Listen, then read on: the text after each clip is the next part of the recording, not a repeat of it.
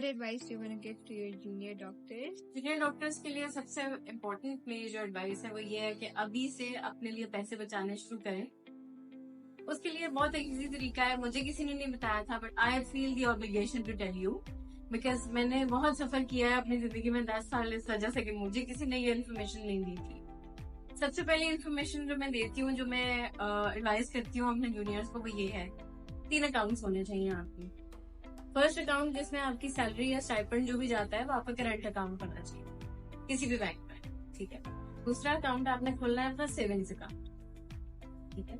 उस अकाउंट के अंदर आपने at least 20 to 30% of your stipend या पे हर मंथ डालना है और उसको आपने टच नहीं करना। उसके अलावा तीसरा अकाउंट आपने खोलना है अपना इन्वेस्टमेंट सेविंग अकाउंट। आप पूछोगे कि इन्वेस्टमेंट सेविंग्स अकाउंट क्या होता है, तो that is fairly simple. Savings account एक खोला है तो वो आपने 20 to 30% ऑफ सेविंग्स अपनी उसके अंदर डालती है।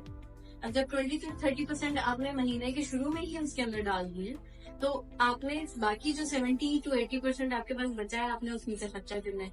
लेकिन अब जब आपने उसमें से खर्चा करना है, तो उसके बाद खर्चा करके भी आपने कोशिश करनी है कि जो बाकी आप खर्चा कर रहे हो अपने करंट अकाउंट से, उसमें भी कुछ बचा लो।